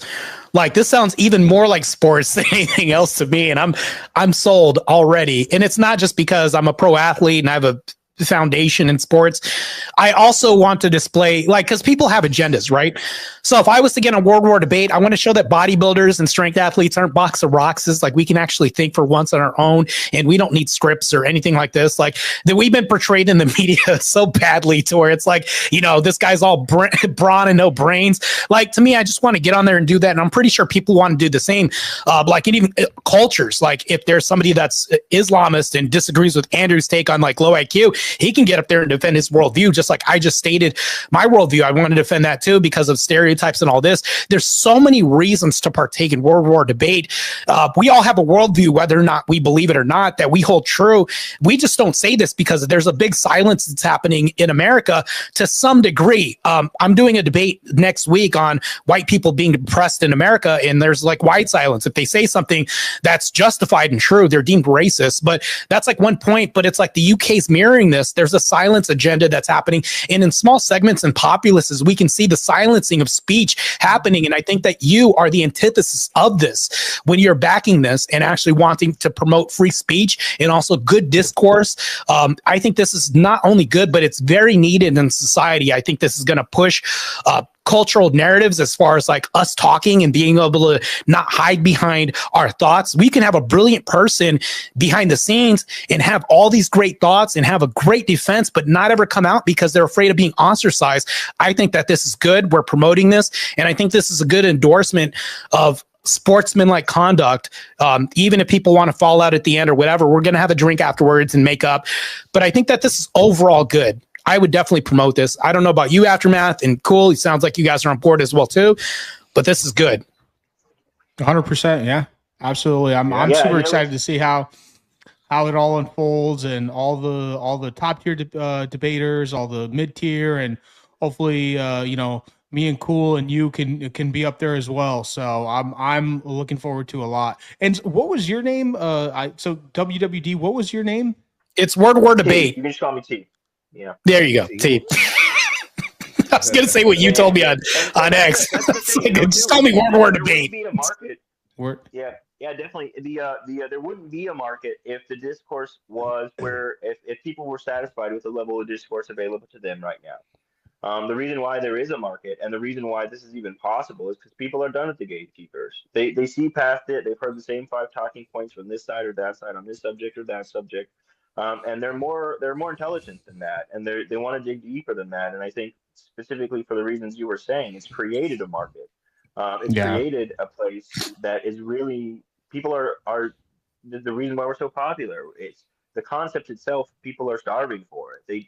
They're over it. They don't watch just Fox News or CNN anymore. That's not how the world works anymore. They're not getting their news in 2 to 5 minute snippets anymore. They have the ability to go on and listen to a podcast, listen to a debate, and really hear independent ideas or things explained in ways they never have before. And that's why we're popular, and that's why we're gaining in popularity, because the market's been starved for it, and we're just happy to be the venue for those people. Absolutely. I think that's good. One thing I want to say real quick, I think that fiction is kind of less realistic than reality. Reality's stranger, right? And the reason why I bring this up is because back in the day, we used to watch Kumite, Jean-Claude Van Damme, and we saw like the black market being produced on a fictional space of the screen saying, oh man, that would be crazy if that really happened. And that's what happened in the UFC. They rolled this out with Dana White, and they had I don't even think they had time limits. Dan Severn came out and all this, and it was just crazy. crazy. And then they started fine tuning this as it came along. And then they had doctors on board and other industries started becoming more involved. And I think that this will go the way of that to some degree, because I think that as we start out, we're going to have professors from university, people that are more analytical as far as like experts in their field coming in and wanting to be involved. They're saying, hey, this is my venue. This is what I went to college for, whatever this is, right? Or even somebody from somebody's backyard that is really great with rhetoric, logic, and all this may come out of the woodwork and show up, because I think that what you're talking about is a suppression of speech and all this. We've literally created a black market because you're talking about the main industries like maybe Clear Channel and all this happening. And, this narrative has been boxed in for so long and people got tired of this. So now all of a sudden we have independent media coming out, me with my own stream, Cool Vic, and even Aftermath up and coming, things like this. So this is kind of like mirroring that to some degree. Now we're coming out and World War Debate is coming out. Now I think that what's going to happen, and this is just me making an assumption, it'll be fine-tuned as it goes along. Next thing you know, we'll have the whatever you deem as doctors coming on board saying, you know what, we're going to help this person out because this liberal got destroyed so bad, their trauma, we're just going to tell them it's not trauma, like all this. Like it's going to happen and it's going to fine-tune as it goes along. That's where I see it. And of course, all assumptions, but I'm pretty sure you're going to mirror the same thought and say, yeah. No, absolutely. And also, the ability for us to branch out into more subjects than people are used to seeing in the mainstream narratives is going to be helpful. A lot of times, like for instance, artificial intelligence is a big topic right now. It's been pulling very heavy, that the audience is very interested in the future of artificial intelligence. And generally, you get, unless you're really into it, you can go in and watch some of the discussions internally happening. But realistically, there's a whole bunch of things that are facing people that the people who have the information may not have a national platform. And so to give them the ability to present their research in a debate format and, have both sides of the argument or something actually start going through the nitty gritty of some of these more in-depth topics or healthcare or any number of things outside of the pre-canned 5-minute speeches. I think it's going to be eye-opening for a lot of people, and I think actually people will learn a lot from some of these debates that they weren't aware of exactly where things are in the progression of those industries. One thing I'll say is I think in a way, I don't know if you've ever thought this through to this degree, but this is what I was thinking right now, and it just popped up. I think that you're really promoting education if you really think about this. And what I mean to say is, let's say if I do a debate with Cole Vic and I get bodied, right? Because he's great on Platonism, Plato, Aristotle, as far as his think as far as philosophy, and I just get bodied on philosophy, I'm going to have to go back to the books and be like, look, there's no way that he's going to get his upper hand. Like we think about fighting styles and things like this. If you have knowledge, you have more wisdom, and then you can approach a fight and be more competent. I'm going to be forced to have to go back to the books or listen to audiobook or something like that and be more well-versed when it comes to fallacies, things like this. And I'm pretty sure people out there don't even know what a fallacy is out there with our education level right now. They're going to have to be able to comprehend, the different levels of even being intertwined in the debate, like your interlocutors coming at you and saying, well, I'm just going to come at this guy with I would say a false equivalence. And then they're getting bodied. They're like, well, I could have countered that in some way. Okay, I have to educate myself a little bit more, because not only, you're talking about highly intelligent people to like the low rung that aren't intelligent getting into this. I think that people are going to be forced to have to educate themselves. Even going outside the public school, which may be a limiter to some degree right now with DEI programs and things like that, and have to actually look up real information and look up real fallacies and look up how to argue as well too. And by the way, if you guys are out there, buy Andrew Wilson's course. Great course, by the way. Just get that. I'm plugging this, by the way, too. So this is going to help. People are going to have to educate themselves. Like fighters that lose, they're like, well, I'm going to have to learn jujitsu because this guy bodied me on the ground. My ground game's bad. And they're going to have to do this. So I think actually, in a way, like third party, whatever you want to call this, as a side effect, people are going to have to force to educate themselves on how to actually control their emotions and actually engage in somebody in real time and actually defend a real world in the way like, okay, they don't want to look bad on camera because this is going to get clipped out of context. And this is going to force education to some degree. And I like that. Yeah, no, 100%. And that's really what good debate does. And if you have good, smart, intelligent people who understand all the nuts and bolts that go into making a good debate, who understands the nitty gritty of the subject matter, I think it makes a big difference. You know, even in these realms where you have your Crucible Crews and you have your, you know, all these other kind of clubs that are springing up about or centered around debate. It's great, but it does create an echo chamber. You know, when you're talking to folks and a majority of your fans already know and agree with everything you're saying, it's good for them to see at a national level those the people who are representing that worldview go out and either clobber or find rebuttals that they never thought of, or maybe they discover some holes in the argument that they need to figure out. And that's absolutely one of the more beneficial things that can happen from a national debate stage like this. Yeah, and I think that if you have an atheist get on board on stage with a Christian nationalist or Christian populist, and they get together, I think a lot of this is going to expose whatever I would say weaknesses in somebody's fight game, as you want it. Like, I'm just going to word it like that. And not to mention this, but it may bolster people, because here's the thing that I'll say right now. You may have people watching World War debate on the fence at home, and they could say, well, I don't know. I'm in the middle. I'm agnostic, whatever this is. And they'll watch this debate, whether or not it's about AI and they feel comfortable with AI or they're against it. You can have people that are indifferent and on the fence, even in this realm of the gray area, I would say, this broad spectrum. They'll watch this debate. They'll become more informed because they'll say, well, that's a fallacy. That's bad. That's been pointed out by one of the commentators. And next thing you know, they're no longer on the fence. And this could actually move the needle. And that's what I've been telling people, why debate actually helps people inform decisions, because they're being entertained by this. If I'm going to feed a dog a pill, I might wrap it up in meat to make it easier to digest. But you're going to expose a lot in people. You're going to show people that are probably more charismatic, good entertainers. This is also going to magnify this as well, too. And also, this is just going to be overall entertainment for people at the same time while they're in the process of educating themselves. And then they're not going to be lukewarm fence sitters anymore. This could also happen as well as a side effect of watching World War debate or even participating in World War debate. I don't think I could have said it better myself. Absolutely. That's a center core kernel of all of these things. And that's absolutely what we want. We want people to come, have fun, engage, collab, learn something new, maybe discover someone they've never heard before, or an argument they haven't explored yet, and or a rabbit hole, or a fact they can go down, or something they can research. Absolutely, I think that people, by watching it, not only will they be entertained, but then when they'll be thinking about it the next day. They're gonna, you know what? In this theological debate, I thought this, and then this guy brought up this point that I've never heard before. Let's go research it, and maybe it reinforces their point, or maybe they have to do some research and fix a hole in their worldview. But that's absolutely 100%. That's the crux to this whole thing, and we really hope, on an altruistic way, that it does that. How very sneaky of you to say this, World War debate, because what you're talking about is planting seeds in people's head and informing their decisions and using propagandization.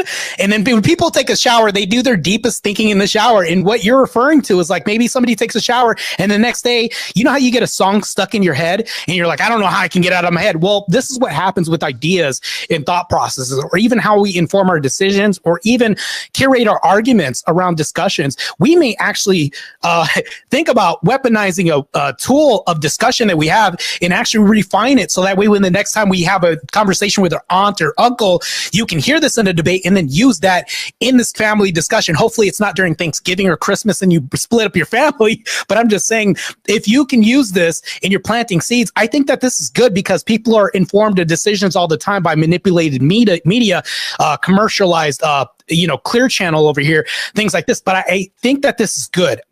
Overall good. I don't see a negative with this, and I'm actually struggling to see where there would be a negative thing that I can ask about this, but I can't. Yeah, and I think that this is going to be debate. I'll be right back.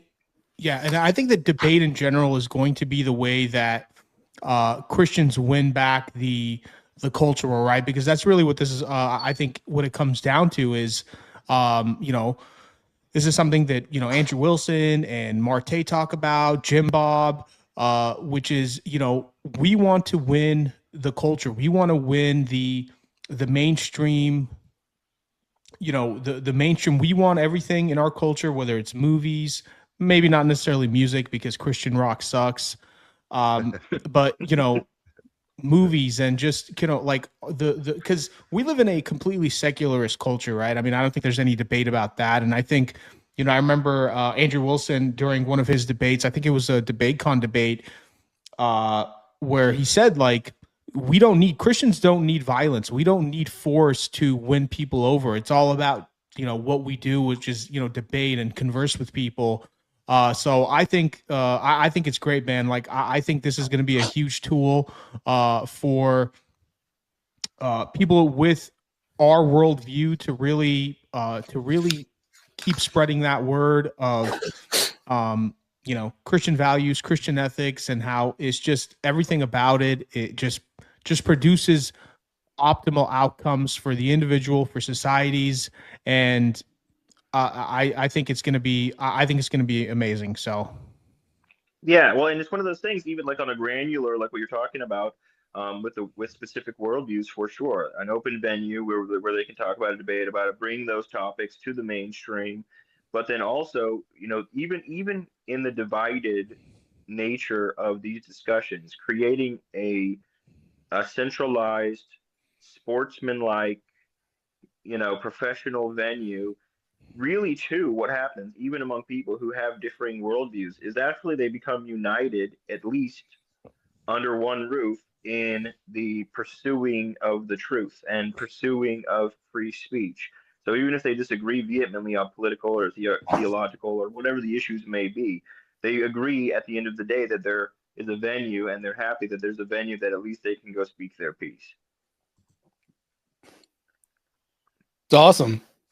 I don't have anything else to say because I'm still processing all this. It just sounds really based. And I don't think that we would have ever seen this from the liberal side. I don't think that sounds judgmental. I am, because I don't think that they would have welcoming arms in this and then say, we're going to have an open media that's welcome for everybody else. It's going to be a venue. We're going to allow our detractors to come in I would think ambush, but I think that we are not like that. I'm not going to call ourselves like conservatives or whatever, but on this side of the space, because there are people who may be towards the centrist or whatever that is. But I think the fact that we can allow this to happen, I think speaks volumes, because people often mirror each other.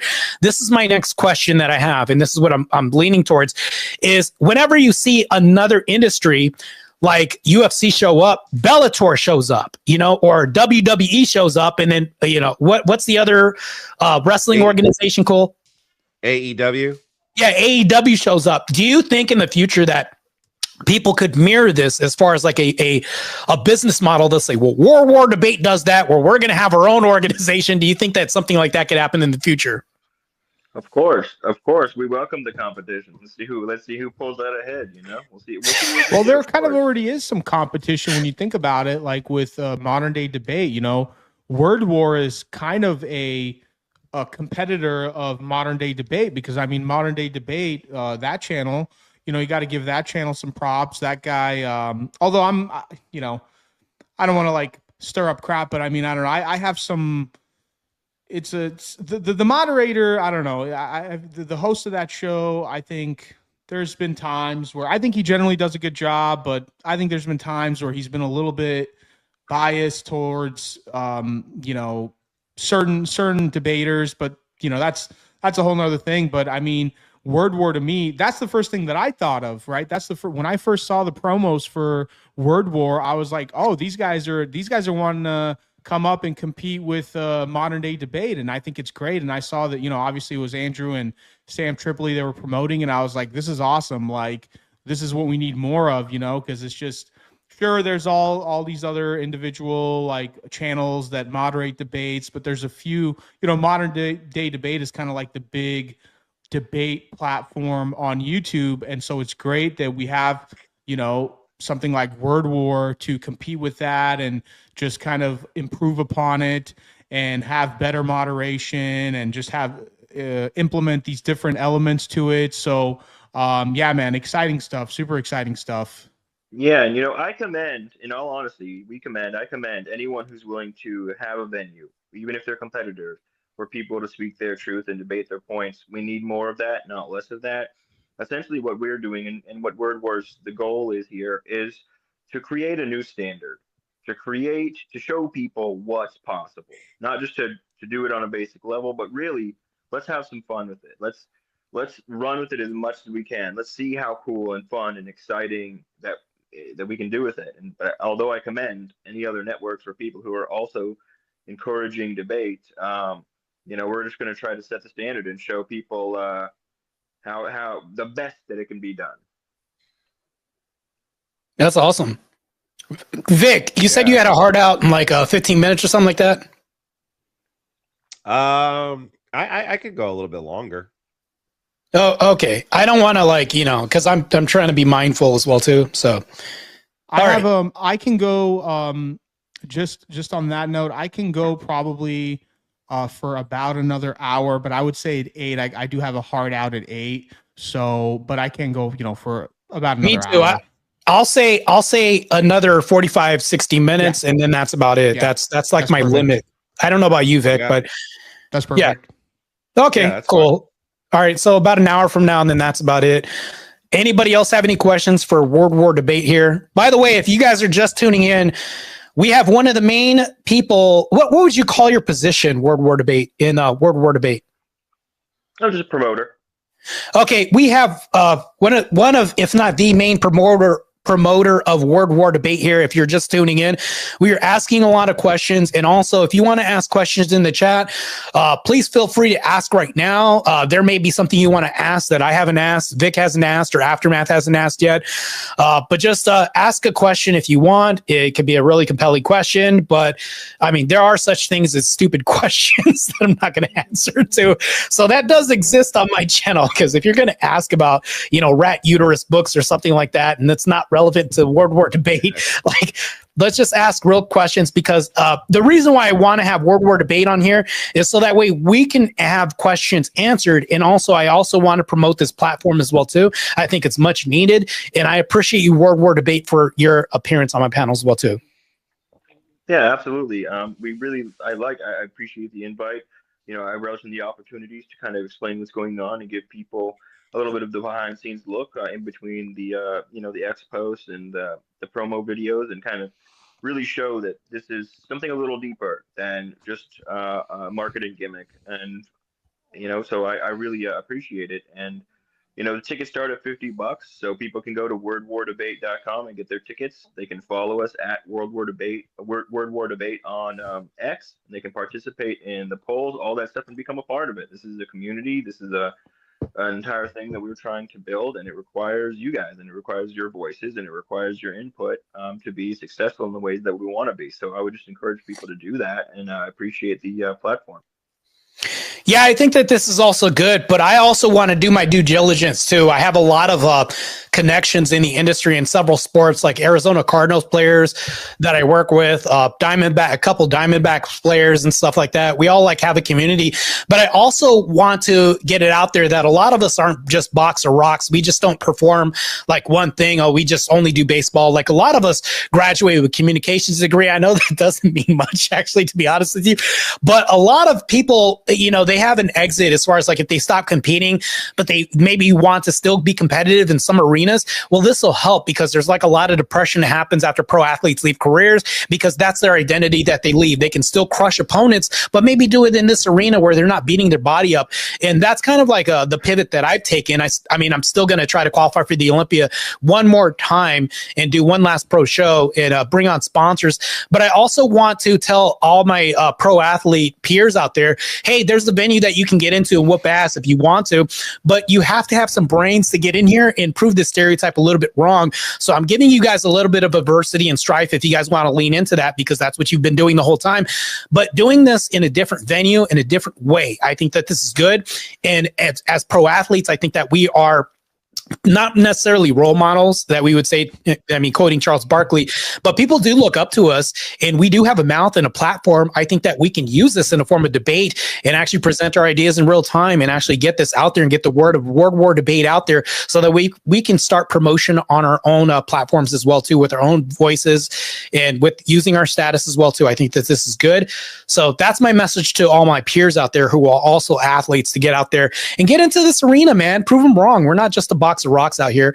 So just get out here and tangle with these people, because I know a lot of you guys are brilliant out there. I've had conversations.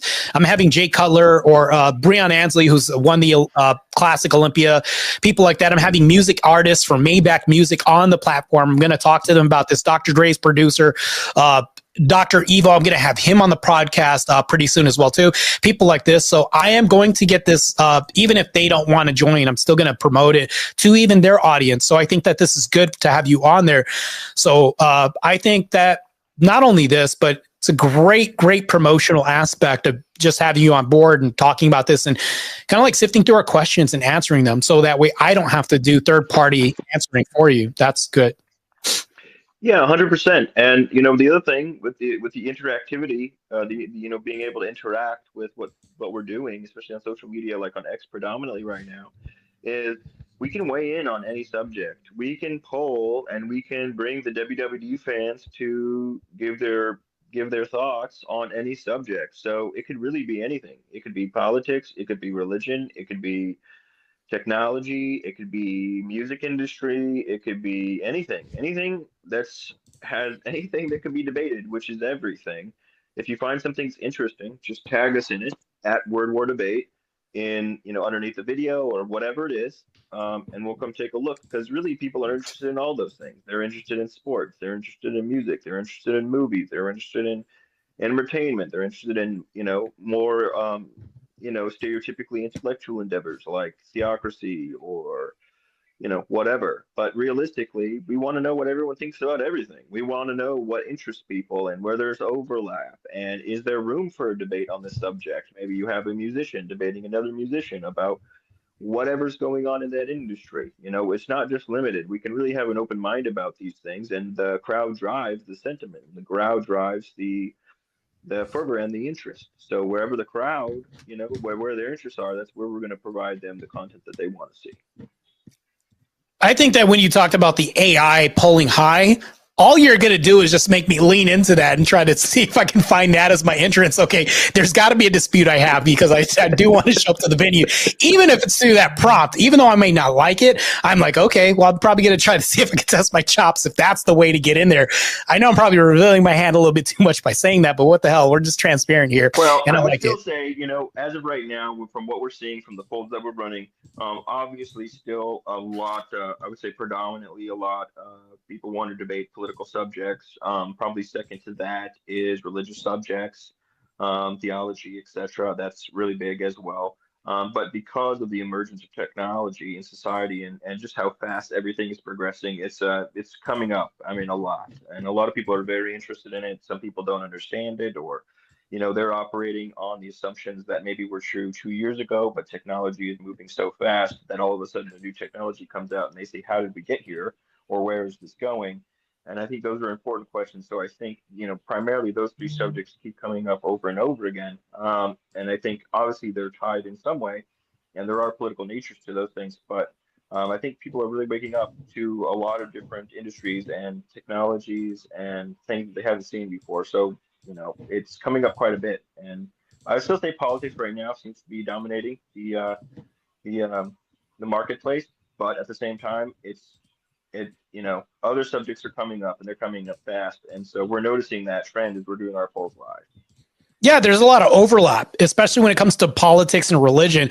I mean, these are things that people tell you on a date and in family events and even work, people don't talk about. That's been shunned since probably the dawn of time when it comes to like modernization of culture, in culture, I would say, and everything else. People will tell you, don't talk about religion or politics in this, when really we should talk about this. Matter of fact, on first dates, I would say that's something that you should talk about, because that's the thing that could be breaking you up on month 4. I've said this to people I've talked to in the past, but I think it's extremely important if we can change this dynamic a little bit more and remove the stigma of not talking about this. I understand that why they say this, because it could lead to fights and breaking up and splitting of families. But I think when people have the conversation, which is debates, what debate's going to do is you're going to formulate a discussion to say, okay, I'm not going to have an emotional argument. I'm just going to tell you these facts. But the way that I'm going to formulate this is where it's easily digestible to you, and you can understand that I'm not your total enemy here. I'm just attacking what you're saying. But I think that people are going to see this on full display in World War Debate, and then you're going to have fans. You're going to, I don't even know, I don't want to say groupies, but this could all come out from this when this happens. And then you could be a new fan of a debater that shows up that was a nobody from, I would say, Danielson's camp when Cobra Kai is dominating the event and they're the big evil with money behind them. I know you brought up the fact that money isn't going to be involved. That was something that we talked about. Can you elaborate more on this, on how money isn't going to be a manipulator at this event? Sure. Well, we're independent. We want to keep creative control over our event. So obviously, there's going to be sponsors or people that help us put the event together and brand and stuff that we're working with. But the concept is we continue to maintain the creative control and the direction of things as they progress. And so the one thing that we're seeing that's organically happening, and we're starting to get requests now, which we figured probably would happen, is people want to put their own teams together. So, there's many ways in which that can be incorporated in something like this. But for instance, you have the Marte team, and you want to put your team together, and you have money. Well, then you have the ability to get, to pay the best debaters to be on your team, or to get them the best training, or whatever it is. So on an independent level, sure, I'm sure people will try to do, on that level. But as an institutional level, it's kind of crucial actually to the business model in order for us to be able to maintain the creative control over those things and really not be corralled or gate kept onto any kind of specific narrative.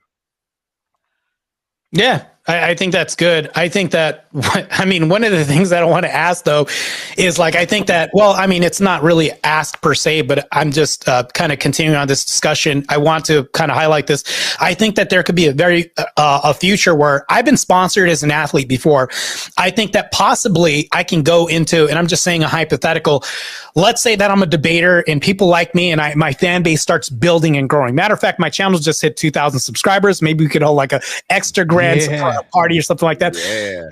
This is one thing I want to say though, real quick, is though, even though like my resurgence on the internet as like not an athlete, but as a debater is happening right now, I could get a fan base. And then not to mention that, but I can get sponsorship as far as like, what can we do to sponsor Marte? Maybe I show up in a jacket that has like Crucible logo here or a Vic logo here, something like that. And they're like, okay, well, that's who sponsors him. And then I show up and then somebody pays for Andrew Wilson's debate course and says, I want this athlete to become even stronger. Or they pay for like philosophy courses and they say, I'm sponsoring this athlete here. That's who's behind him. And then they have this where we have this fight press conference. Maybe that even happens where there's a fight press conference and I show up and then somebody's talking trash and I say, well, I'm whooping your ass tomorrow on Logic and this and that. And then we close it out and maybe there's theatrics where we look like we're going to fight. They break it up and that's just the part that's, whatever. But Jubilee does this all the time where they get the people together, and I'm just going to kind of tell this whole thing where they're like, well, I don't know. They wanted me to show up 3 more times, but this could probably ruin. I don't care. But anyways,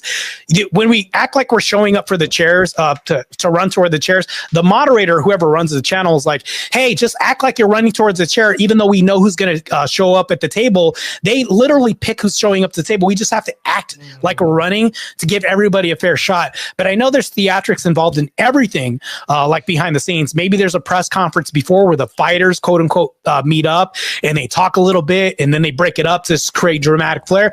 But I see all this happening possibly where people want to sponsor me or another debater and say, you know what, I want to fund him as a better debater. I want to help him out on his journey and give him more education as far as philosophy, maybe a mathematics debate, something like that.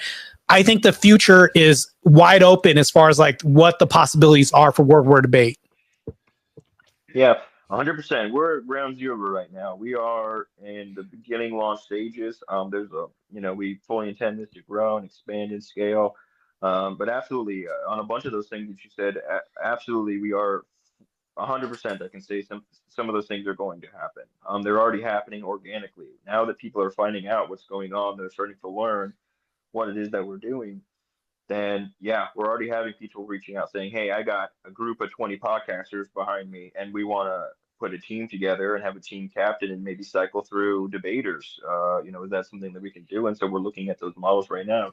But I think it's going to happen organically. I think that a lot of those, you're going to have teams and friends and people that jive really well together, that understand each other's worldview and debating styles. And I think that's going to push the cream to the top. I think that's what's going to really help build some of these intellectual powerhouses, whether they're people that that the audience knows now or in the future, new people that come up and just dominate. I definitely think that's 100% going to happen. And this is something I want to see is like, you know how we have fantasy drafts and things like that? I want to see a fantasy team come together of BMH that shows up. And this team BMH comes up and they say, you know, we're the new team on the block and we're going to whoop everybody's ass. Based home moms or base moms at home. And Rachel Wilson's the team captain. And all these women are just, you know, they promote this. They're anti-public education. They're like, no, you know what? We love patriarchs as far as this, and then we have a Christian ethical system behind us, and then they have like a framework, and then there's like another opposing team that's like, nope, we should be able to delete babies, this and that. Like, I want to see this happen. There are people that we look up to already. I know like probably like 5 women off the bat that like look up to Rachel Wilson, and they're like, she's amazing.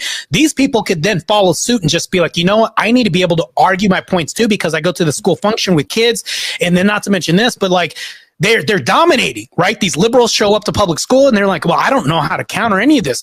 Well, they can then become fans of this whole network and maybe even be on the team. Things like that. The possibilities are wide open for this. I see this happen, and I know Vic is a fan of certain debaters. I know that Aftermath is a fan of certain debaters. Things like this happen, and I think people gravitate towards who they can relate to. You know, like attracts like, but also people can be converted from being on a fence too. World War Debate has the possibilities of incorporating so much into the fray of like the fight, because this is an ideological war, and they're literally seeing a war happen on screen. I would be, I don't know how you guys would Absolutely. feel about it, but I would be in favor of having female debaters only debate certain topics. How would you guys feel about that? You can only talk about the patriarchy. You can only be pro-patriarchy and talk about should women prioritize marriage and children over careers. I just feel like the women should just have a limited amount of topics that they're allowed to debate about. What do you guys think?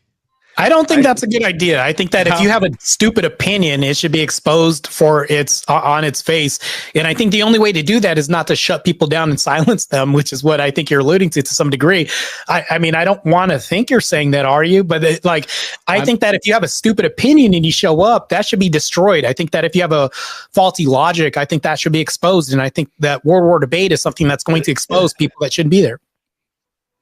Yeah, I think the great mediator there is we'll have the panel who will be weighing in, obviously, and they'll be, talking about what they thought about things and potentially scores involved there. But I think really the great equalizer in something like that is the audience and the feedback. And, we really, we avoid, there's no discrimination. We really want to push the ideas out there and really have it be a best man or woman win. And so whoever is the best at doing that. So what I would say is just make sure that your debate points are are dialed in, so that if you do come across a female opponent, you can represent your worldview better. Yeah, no, I just thought he was going in a different direction there. I thought he was going to say something like, "Oh, I think we should have the women only debate, but it's in mud wrestling contests." Or something like that, you know, there you go. That's what I thought I was going to go. No, in all honesty, though, I would like to see. I would like to see women debate more about, because it seems like, I mean, Rachel is like the only woman I can think of off the top of my head that'll have debates about, when should women start prioritizing, marriage. And it's like, because like women will, you go on Twitter, there's, you go on YouTube, all these platforms, and, women, they have these shows and they'll talk about everything, right? They'll talk about politics, everything that's going on, right? But it's like, okay, great. Well, how about you talk about, do women have any duties in society? Like, it's almost like they avoid talking about like the really important stuff that women should be talking about. It's only like women like Rachel Wilson that'll bring it up. Like, hey guys, yeah, it's great to have opinions. I'm not saying women shouldn't have opinions. They should. But I mean, it'd be nice to see more women both on the left and the right. Because, you'll have these women on Twitter who I always, call out like they're like these anti fetus deletus, advocates, right? And they're just constantly on Twitter all day long. Hey, fetus deletus is bad. Fetus deletus is bad. We shouldn't do it. It's like, thanks, lady. We know that. Can you talk about what should a 22-year-old woman be doing right now? Like, what advice would you give to a 22-year-old woman who is like, okay, you know, I just got out of college, or maybe I just got done my bachelor's. Like, should I be pursuing a career, or maybe should I really start taking this whole marriage and child rearing seriously? You know, it'd be nice to see more women give their take on it. And I think the reason why they avoid it is because there are so many, you know, covert feminists who they don't even want to engage in that. You know, Andrew Wilson, we all saw how Andrew Wilson, you know, he kept trying to get this answer from Lauren, what's her name? Tommy Lahren, right? Tommy Lahren. Tommy, what are women supposed to bring to the table? What duties do women have to their men? What duties do women have to society? And nothing. Can't get an answer. Just can't get an answer out of these women. So Aftermath, that would be my World War debate. If I can answer this real quick. If I could just answer this real quick. I know you have your own answer. I just want to respond my own on my own time real quick. So Aftermath, this is the thing though. Women are, I would say, and this is probably going to be offensive to a lot of women, women are the easiest, like, in this is anecdotal, maybe this is like proven anywhere else, but easily the most propagandized subset of people in society. So when we think 100%. About this, if World War debate happens to be a really big venue, which I think it will be, and also promoted, and then it happens to be really popular among society, and then men are going to go, women are going to follow naturally, especially since World War debate is curating these topics and just saying, hey, this is the topic of this. Women will naturally gravitate in mass towards this. I'm not calling all women sheep, mind you, by the way, too. But I think that this is a form of propagandization that will also be influential in society. And I think women will gravitate towards this when normally they wouldn't. They would be actually adverse to this. But the popularity of this, and I think probably like the flair of this, the entertainment aspect, women are going to want to be partaking in this. Because not to mention this, but where else, and this is another thing that I'll point out too, is if women want to find a good husband that's a patriarch and all this other stuff, yeah, you're going to find him. He's going to be exposed, so which leads to maybe possibly groupies and stuff like that. Don't do that, by the way. So this is the thing that I'm talking about. But I'm just telling you right now, like, this is what's going to happen. I foresee this happening.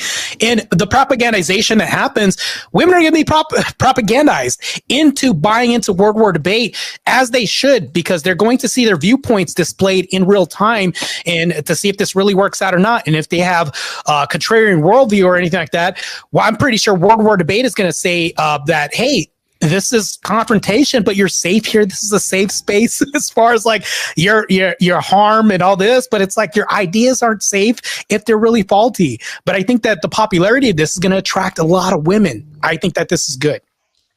Oh, absolutely. I know what I was going to say is, you know, to address Aftermath, what he was talking about there, I think in the next couple of days, maybe even tomorrow, but you'll want to pay attention to some of the fight cards coming out. I think, ironically, I think that some of the subjects you're talking about may be discussed in this first event. All right. And so just watch those fight cards as they come out. I don't know if you'll agree with these people or not agree with them. But I don't know obviously where they're going to take their conversations, but I think with the debate prompts we're working with, and at least one of the fight cards, I think may address some of those things, or at least acknowledge it. Where's the best place to because I just started following Word War on Instagram and on Rumble. Where's the best place to keep up with the updates? X. Right now it's going to be X. X, okay. We're building out those channels right now, and as we have more from it, obviously some of those are very graphically dominated platforms. So as we have more content and as we make more announcements and as we have more promos coming up, then you'll see the Instagrams and the Rumbles and the other things grow with that kind of content. But if you're looking for specific, for one, participating in polls and participating in one of the first places you get the announcements is going to be X. Got it. Nice. Very nice. Yeah, I think that's good. I think, matter of fact, I kind of want to show people at home and people in the audience that this is the real deal. And this is where you can follow Word War debates. Hold on real quick. Let me add you to the stage again real quick. This is the Twitter profile. If you guys haven't already, please follow Word War debate on Twitter. This is the page. Click the follow button, and then you'll get all the updates if you want to follow as well too, which is good. But yeah, anybody else have any other questions for Word War debate? No, man, it was great. It was awesome that you were able to get him, get World War on. It was awesome meeting you, man, and hopefully we can meet each other in person one day. But yeah, man, I will be definitely looking out for all the fight cards. Following you on X now, so we'll definitely be following. Yeah. Yeah, definitely a pleasure meeting you, WWD, or T, I should say. I was already very excited about this. I was very already excited about this event, but after learning much more about it, I'm actually even more stoked now. So yeah, it was a pleasure, brother. Well, I really appreciate the venue, fellas. We're really excited about what's going on. Hopefully, we'll see. I'll be there. Hopefully, we'll see you guys in person too. I'd like to meet you, and you know, it's great. I really appreciate you guys giving me the time and extending your platform. It's really important for guys like you to hear what's going on because you are our audience. You are the WWD League, and so you and your fans and your watchers and the people who are interested in the topics that you are, you're going to be the driving force behind this league. And so we really appreciate the ability to give you guys some more information and make some announcements and let you guys know kind of how things are working and where they're going. And we'll continue to make appearances or whatever and update people as the project evolves. Awesome. Oh, yeah. I know you said this already, but where can people find you again? Even though if we're saying it again, and it sounds circular, but I really want them to hear this if they're just tuning in. Where can they find you, and who are you? Sure. We are Word War Debate. We are the newest up and coming premier debate league, being funded, being put on by the Enlightenment Network. Our first live experience, our first live event takes place in Atlantic City at the ACX1 Studios. That's January 10th. The tickets are on sale now. If you go to wordwardebate.com, that's wordwardebate.com, you can go there, see what's going on with the event. The site's going to continue to evolve. More information will be put up there as we grow and develop. You can go on there, click buy tickets. The tickets start at $50 up till VIP, which is $200. So they're very affordable. I would recommend people getting them because we will sell out. We're getting close now and we haven't even announced our debaters yet. So I would recommend getting them. And then following us on X at Word War Debate is the other like second best at this point until we have more content, the second best way to do it because that's how you also participate in the polls and also how you show us and help us scout out new talent, new debates, new subject matter, new performers, new avenues. And it's interesting because we're actually including a whole host of this stuff. So a lot of people think it's political. It's not necessarily inherently political. And we've been reached out by so many artists and musicians and other people too who are very interested in you know, being involved, whether that's behind the scenes or whatever it is. We really do want it to be kind of a cultural staple, a new standard set in the debate, sporting, whatever you want to call it, realm. Advocating for free speech, advocating for open discourse, and talking about the things that people really want to talk about. So that's wordwardebate.com. You can get your tickets there or find out more information, or at Word War Debate on X. Sounds good. Sounds good. I appreciate this. Yeah. I'm really grateful, you know, having you on, and I appreciate the time that you've been able to give us. It's valuable, honestly, because the number one thing that you can't get back is time. And I'm really humbled and grateful that you're able to get on the podcast and kind of like talk about, you know, what's happening instead of us just guessing about what's happening and just having a panel of just, you know, I don't know. I think, you know, and just getting the straight up news from you. I think that this is good. And I also wanted to promote it and thank you for letting me do that. I appreciate it. Absolutely, boys. I appreciate it. You guys have been great, and hopefully we'll see you in Atlantic City, and we'll see who brings the heat. It's going to be great. And make sure you share, like, and participate, because the faster we grow, the faster we can give you guys what you want. So it's really helpful. I really appreciate it, gentlemen. Yeah, you hear that, guys? Share this stream if you want, and also subscribe to Cool Vic, Aftermath, and especially World War Debate. Yeah. All right. Well, it's been fun, man. Thanks for showing up to the stream. I appreciate it. I'll be in contact soon because I really want to get on at some point. So, Perfect. All right, man. Absolutely. Sounds good. Have a good one. All right. Take care. Yeah, have a good one, man.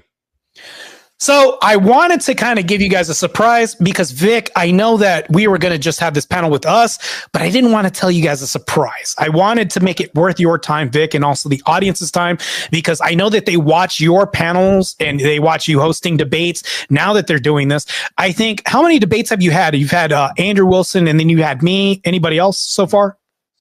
Not yet. No, you guys are the only 2 debates that I've had so far. I'm hoping to do a third soon. Like, there's one guy that I've hit up so far, and I'm just waiting on him to get back at me. So we might have that going on. But other than Vic, that, do you do you just moderate or do you also debate? I recently just started moderating, but I have debated. My first moderated debate was with Wi-Fi Gospel recently on Modern Day Debates, where I teamed with him against Renyald and forgot the other guy's name. 2v2. You did a 2v2 2v2 with Wi-Fi?